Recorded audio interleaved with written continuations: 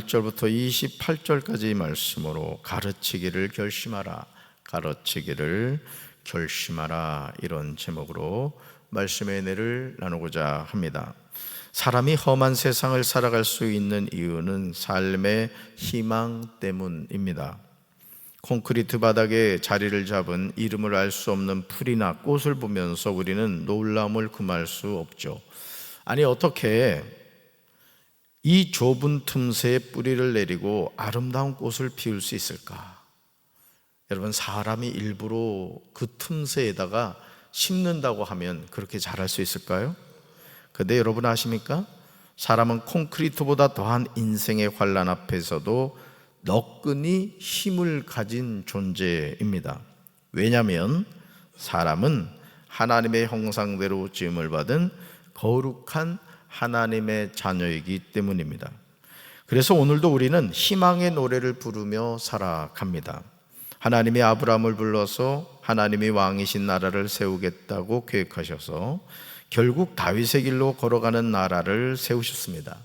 하지만 안타깝게도 솔로몬의 아들 르호보암 때에 북이스라엘과 남유다로 분열이 되고 말았습니다. 북이스라엘은 아수르에 멸망했고 남유다는 바벨론에 멸망했습니다. 이제 모든 것이 완전히 끝나버린 상황입니다. 그런데 선지자 예레미야는 70년 후에 바벨론 포로로 잡혀간 유다 백성이 예루살렘으로 다시 돌아오게 될 것이라고 예언을 합니다.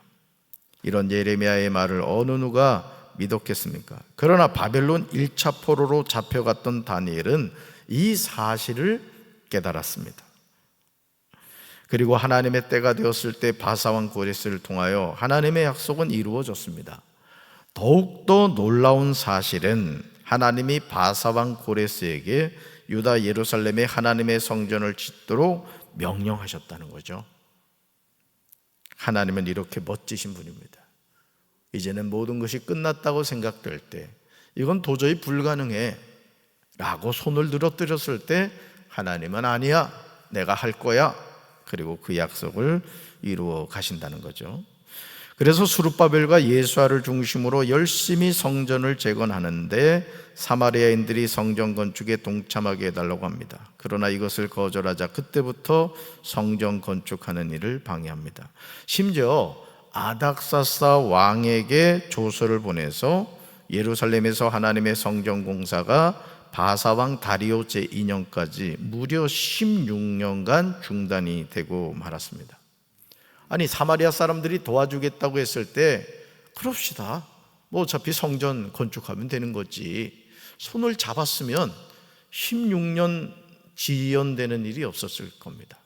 그러나 하나님이 기뻐하시지 않는 방법, 하나님이 싫어하시는 방법을 받아들이지 않았던 거예요. 제가 늘 말씀드리지만 꽁 잡는 게 매가 아닙니다. 신앙생활도 똑바로 해야 되는 거예요. 아멘. 이것도 좋고 저것도 좋고 말이죠. 얼마 전에도 제가 그 신문에 봤더니 어딜 갔는지 모르겠어요. 하여간 그 국회의원들이 다 손을 합장을 하고 있는 거예요. 손을 합장을 하고 있더라고요. 분명히 그 국회의원들 가운데 크리스찬이 있었을 겁니다. 이재명도 뭐 자기가 분당 우리 교회 뭐 신자다. 근데 교족부 해보니까는 뭐 제대로 다니지 않아가지고 이찬수 목사님 그랬잖아요. 우리 교인 아니라고. 여러분, 예수 믿는다는 것은 어디 가서나 예수쟁인 거예요. 아멘. 필요할 때는 뭐 나 예수 믿는 거 내려놓고 필요할 때는 예수 믿는다, 그게 아니라고요. 하나님의 자녀는 천국 갈 때까지 하나님의 자녀인 거지. 아멘이십니까? 타협하지 않았던 거예요. 여러분, 16년간 중단이 되었어요, 성전 재건이. 하지만 선지자 학개와 스가랴를 통하여 이스라엘의 하나님의 이름으로 유다와 예루살렘에 거주하는 유다 사람들에게 예언함으로 성전 공사가 재개가 되었고 성전을 봉헌하게 되었습니다. 이렇게 된 이유는 유다 사람의 장로들이 선지자 학개와 스가랴의 권면을 따랐으므로 하나님이 도와주셔서 성전 건축하는 일이 형통하였기 때문입니다. 그러니까 16년간 성전 재건이 중단되었을 때 하나님이 선지자 학개와 스가랴를 통하여 너희는 판벽한 집에 살고 있으면서 어떻게 하나님의 성전이 이렇게 방치하고 있느냐, 그 얘기를 했던 거예요. 그리고 그걸 받아들이고 순종함으로 마무리가 되었던 것이죠. 여러분, 이스라엘 하나님의 명령과 바사왕 고레스와 다리오와 아닥사스의 초소를 따라 성전을 건축하며 일을 끝냈는데, 다리오 왕 제6년 아도월 3일에 성전 일을 끝냈습니다. 여러분, 오늘도 우리가 하나님의 종들의 말에 순종할 때, 하나님이 도와주실 때 그 어떤 일이든지 형통하게 될 줄로 믿습니다. 그래서 주님의 몸된 교회는 담임 목사를 중심으로 해서 우리 모든 성도들이 한마음 한뜻이 되어서 어떤 방향을 딱 제시했을 때 그럽시다, 합시다. 여러분, 그런 마음을 갖고 하면요, 뭐든지 됩니다. 아멘이십니까? 제사장을 그 분반대로, 레위 사람을 그 순차대로 세워 예루살렘에서 하나님을 섬기게 하되 모세책에 기록된 대로 하게 합니다. 정말 상상할 수 없는 놀라운 일이 일어났는데요, 사로잡혔던 자의 자손이 첫째 달 14일에 유월절을 지키게 됐다는 거예요. 여러분, 이 당시 유월절을 지킨다는 것은 뭘 의미입니까? 하나님 그분을 향한 예배 회복이 됐다는 것을 의미하는 거예요. 유월절이 뭐라 그랬어요? 애굽에서 10번째 장자의 죽음을 이렇게 하나님이 이제 이야기하셨단 말이에요. 그런데 어린 양의 피를 통해서 이스라엘 자손은 한 장자도 죽질 않았어요. 다시 말해서 갈보리 십자가로 연결되는 거죠. 오늘 우리가 하나님의 자녀가 된 것은 내 공로가 아니라 예수님이 십자가에서 흘린 보혈 때문에 우리가 죄 씻음 받고 하나님의 자녀가 된 줄로 믿습니다. 에스라 7장에 이렇게 나오죠. 같이 읽습니다. 이일 후에 바사왕 아닥사스가 왕위에 있을 때 에스라라는 사람이 있었는데 그는 스라야의 아들이요 아사랴의 손자의 힐기야의 증손이라. 아멘. 그리고 이어서 2절, 3절, 4절, 5절은 계속해서 에스라의 족보가 나오죠. 결국 에스라가 대제사장 아론의 16대 손이라고 소개하고 있는데 아주 중요한 내용입니다. 그렇다면 에스라는 어떤 사람이었을까요? 에스라 7장 6절에 이에 관한 내용이 나오는데요, 크게 세 가지로 나누어 볼 수 있습니다. 우리 6절 말씀 같이 읽습니다. 이 에스라가 바벨론에서 올라왔으니 그는 이스라엘의 하나님 여호와께서 주신 모세의 율법에 익숙한 학자로서 그의 하나님 여호와의 도우심을 입음으로 왕에게 구하는 것은 다 받는 자이더니. 아멘. 첫째, 에스라는 바벨론에서 예루살렘으로 돌아왔습니다. 무슨 얘기죠? 바벨론 포로 생활을 했다는 거예요. 그러니까 에스라는 바벨론에서 태어난 사람이라고 보면 되겠죠. 거기서 포로 생활을 하다가 고국으로 다시 돌아왔던 거예요. 둘째, 그는 이스라엘의 하나님 여호와가 주신 모세의 율법을 연구한 학자였다는 것이죠. 하나님의 말씀을 연구해서 하나님의 뜻이 뭐냐, 하나님이 오늘 우리에게 원하시는 게 뭐냐, 말씀을 연구한 학자였다는 거예요. 셋째, 그의 하나님 여호와께서 그를 도우셨으므로 그는 원하는 것이 있으면 무엇이든지 왕으로부터 받을 수 있었다는 거예요. 이게 대단한 거죠. 포로에 불과한 사람이 그 나라의 왕으로부터 자신에게 필요한 모든 것을 받을 수 있었다. 이건 놀라운 것이죠. 하나님의 도우심인 겁니다. 에스라는 바벨론 포로로 잡혀간 제사장의 후손인 것을 알 수 있습니다. 그리고 그는 모세의 율법을 연구하는 학자였습니다. 그래서 에스라를 부를 때 학사 에스라 이렇게 부르는 거예요. 학사 에스라. 그리고 놀라운 점은요, 그가 왕으로부터 무엇이든지 받을 수 있었다는 겁니다. 에스라가 조국 유다 예루살렘으로 돌아온 시기가 7절에 나오죠. 여러분 성경 7절 보세요. 아닥사스 왕 제7년입니다. 아닥사스 왕 제7년. 여러분, 아닥사스 왕은 누구 생각나요? 에스더 생각나죠. 에스더, 그죠? 에스더 생각나실 거예요. 그때에 에스라와 같이 돌아온 사람들도 자세히 소개하고 있죠. 누구죠? 이스라엘 자손. 또요, 성경 보셔요. 제 얼굴 보지 말고. 자, 이스라엘 자손. 또요, 제사장들. 또요, 레위 사람들. 또요, 노래하는 자들, 문지기들, 느디딤 사람들 중에 몇 사람입니다. 에스라가 바벨론에서 떠날 때가 첫째 달 초하루입니다. 그런데 하나님의 선한 손에 도우심을 입어 다섯째 달 초하루에 예루살렘에 도착하였습니다. 바벨론에서 예루살렘까지의 거리가 가깝지 않습니다. 그럼에도 하나님의 선한 손에 도움이 있었습니다. 우리는 흔히 우리의 삶을 광야와 같다 이렇게 표현합니다. 광야와 같다. 그러니까 여러분이 항상 하루하루 살아가면서 내가 살아가는 삶이 광야와 같다, 이걸 늘 잊지 마셔야 돼요. 따라서 나의 삶이 광야와 같습니다. 아멘. 나의 삶이 광야와 같다는 걸 아셔야 돼요. 사랑하는 성도 여러분, 광야에서 살아가려면 절대로 있어야 되는 게 뭐죠? 물과 식량입니다.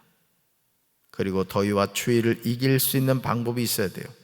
그렇다면 이토록 생존하기 어려운 광야에서 우리가 생존할 수 있는 비결이 무엇일까요? 같이 읽습니다. 하나님의 선한 손의 도우심이 있어야만 생존 가능합니다. 아멘. 아, 그렇구나. 내 삶이 광야와 같다. 그러면 여러분 자신의 삶을 여러분이 점검할 수 있단 말이야. 아, 내가 광야와 같은 삶을 살고 있다. 그럼 내가 어떻게 살아갈 수 있지? 그걸 생각할 수 있다는 거예요. 이스라엘 백성들이 광야 40년 동안 살아갈 수 있었던 비결은 하나님이 낮에는 구름 기둥으로 광야의 뜨거운 태양을 막아주셨어요.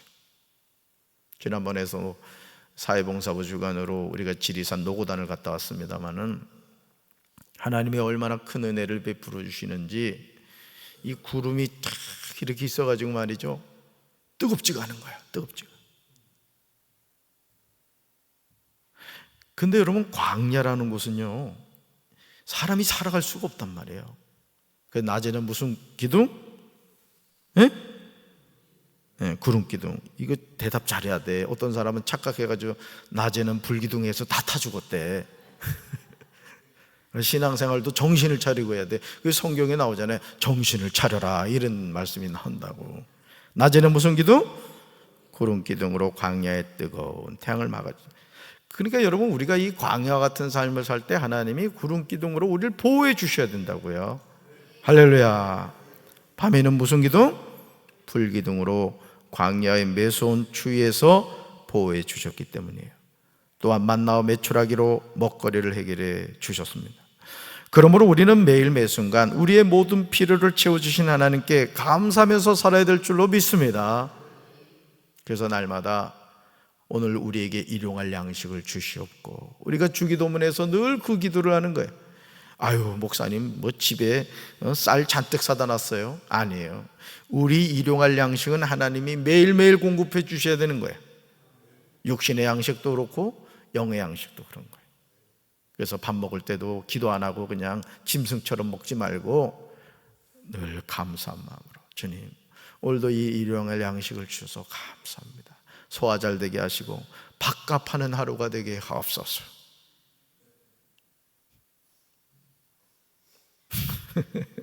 밥값해야 돼. 밥만 먹으면 안 된다고. 하나님 주신 사명을 감당해야 돼. 가만히 돌이켜보면요, 우리 삶에서 범사에 감사하는 것 외에는 달리 표현할 길이 없어요. 하나님은요, 믿음으로 감사하는 자에게 더 큰 감사를 주십니다. 한번 읽어봅시다. 하나님은 믿음으로 감사하는 자에게 더 큰 감사를 주십니다. 아멘. 감사하는 거예요. 오늘 이 하루 새벽제단 쌓을 수 있게 해주셔서 감사합니다. 오늘도 이 하루 주님과 동행하게 해주셔서 감사합니다. 오늘도 이렇게 목사님을 통해 하나님의 말씀 듣게 하시니 감사합니다. 두 발로 걸어서 성전 와서 예배 드리게 하심을 감사합니다. 모든 게 감사해. 모든 게 감사. 그러다가 죽는 거예요. 그러다가 하나님 앞에 가는 거지. 에스라 7장 10절에서요, 에스라가 중요한 결심을 해요. 여러분 성경 보세요. 성경. 에스라가 어떤 중요한 결심을 했는가?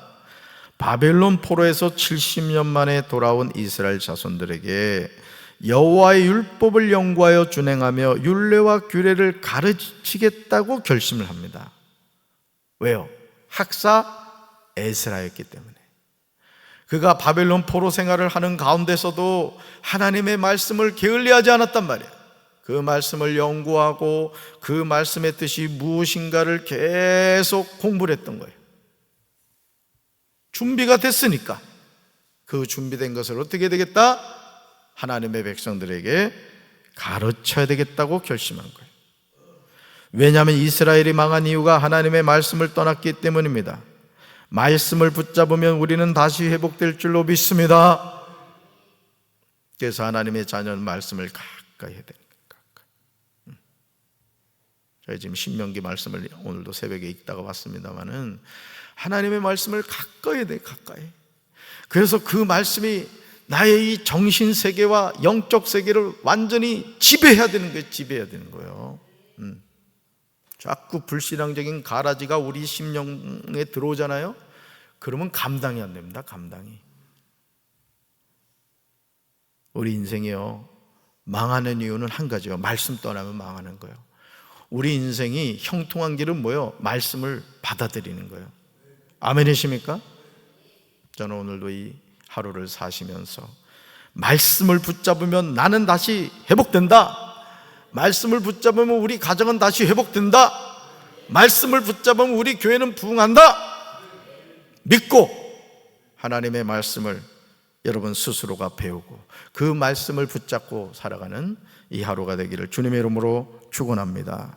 가슴에 손 얹겠습니다. 사랑의 주님, 바벨론의 망에서 포로 생활을 하던 이스라엘 백성들, 하나님께서 선지자 예레미야를 통하여 70년 만에 돌아오리라고 했을 때 어느 누가 예레미야의 예언을 믿었겠습니까? 그럼에도 하나님은 약속하신 것을 이루셨고 학사에서라는 바벨론에서 예루살렘으로 돌아와 백성들에게 하나님의 말씀을 가르치기로 결심했습니다. 오늘 우리가 이 세상을 살면서 하나님의 말씀을 얼마나 사랑하고 그 말씀을 얼마나 가까이 하고 있습니까? 하루를 살면서 성경 한 구절도 읽지 않고 살아가면서 어떻게 우리가 하나님의 자녀라고 말할 수가 있겠습니까? 주님, 말씀을 가까이 하는 우리 성도들 되게 하옵소서. 복 있는 사람은 악인의 길을 쫓지 않으며 죄인의 길에 서지 아니하며 오만한 자의 자리에 앉지 아니하고 오직 여호와의 율법을 즐거워하여 그 율법을 취하러 묵상하는 자라고 했사오니 복 있는 자가 되게 하옵소서. 세상 쓰레기 같은 말들에 흔들리는 연약한 신앙생활이 아니라 생명의 말씀을 붙잡고 날마다 씩씩하게 용감하게 가슴을 펴고 하나님과 동행하는 믿음의 장부들이 되게 도와 주옵소서. 예수님 이름으로 간절히 축복하며 기도합니다. 아멘.